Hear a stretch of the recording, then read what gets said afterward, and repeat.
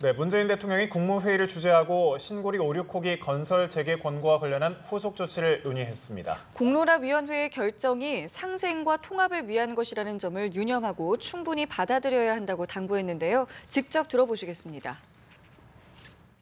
오늘 회의에서는 신고리 오륙호기에 대한 공론화 결과를 보고하고 후속 조치를 논의합니다.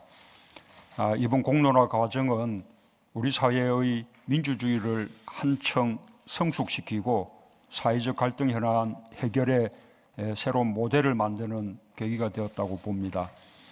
국가적 갈등 과제를 소수의 전문가들이 결정하고 추진하기보다는 시민들이 공론의장에 직접 참여하고 여기서 도출된 사회적 합의를 토대로 정책을 추진하는 것이 훨씬 가치 있는 일이라고 생각합니다. 이런 취지에서 19세 청년부터 82세 어르신까지 온 국민을 대표한 시민 참여단이 공론화 기간 내내 진지하게 수기 과정에 참여해 주셨고 또 98.5%라는 놀라운 참여율로 최종 조사에 임해 주셔서 국가의 장래와 미래 세대를 위해 지혜롭고 현명하게 결정을 내려주셨습니다. 학계, 산업계, 시민사회의 전문가들도 공론화 과정을 끝까지 완주하면서 건전한 토론의 장을 이끌어 주셨고 또 공론화위원회는 그 모든 과정을 아주 책임 있게 잘 관리해 주셨습니다. 특히 이번 공론화 과정을 통해서 우리가 가야 할 탈원전, 탈석탄, 신재생 확대의 에너지 전환 정책에 대한 국민들의 공감대를 확인할 수 있었던 것도 의미 있는 성과라고 할 수 있습니다.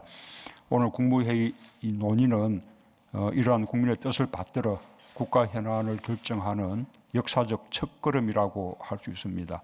정부는 국민의 뜻을 무겁게 받아들이고 후속 조치 과정에서 공론화위원회의 권고를 충분히 반영해야 할 것입니다.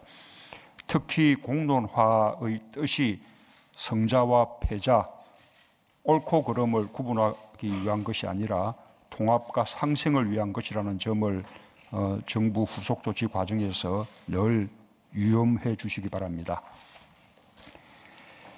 평창올림픽이 108일 남았습니다. 지난 9월에 있었던 IOC, IPC 총회는 평창올림픽과 패럴림픽 준비 상황에 대해 긍정적으로 평가를 했습니다. 그러나 여전히 국민적 관심과 티켓 판매는 30% 수준으로 아직 기대에 못 미치는 상황입니다.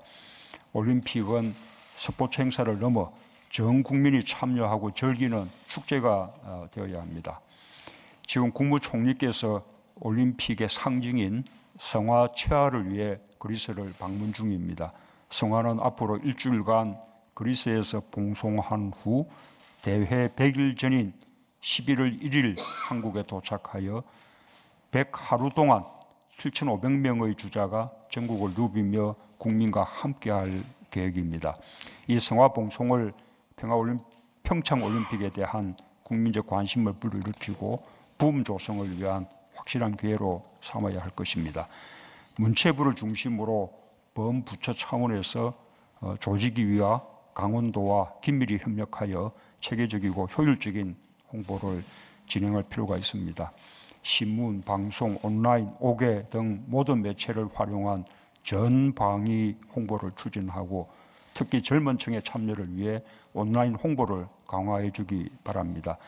각 부처도 부처별 정책 고객에게 맞춤형 홍보를 진행하고 주요 행사를 평창 홍보의 계기로 활용하는 등 평창 올림픽과 패럴림픽의 성공에 힘을 모아 주기 바랍니다.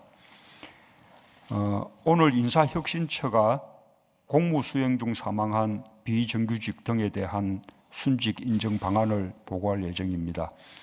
지난 6월 27일 국무회의에서 세월호 당시 학생들을 구조하다가 돌아가신 고 김초원, 이지혜 두 분 선생님의 순직을 인정하는 방안을 논의한 바 있었습니다. 다행히 두 분의 숭고한 희생에 대해서는 순직으로 인정할 수 있게 되었지만 아직도 관련 제도의 미비 때문에 비정규직 신분이라는 이유로 국가와 국민을 위한 공부 중에 사고를 당하신 분들이 순직 인증에 있어서 차별을 받고 있는 것이 현실입니다. 오늘 논의는 세월호 기간제 교사의 순직 인증에 이어 정규직 공무원이 아니면서 공부를 수행하다가 사망한 분들에 대해 국가가 순직을 인정하고 합당한 보상과 예우를 할 수 있는 길을 넓히는 중요한 의미가 있습니다. 공직사회에 남아있는 차별 해소의 단초가 되기를 기대합니다. 이상입니다.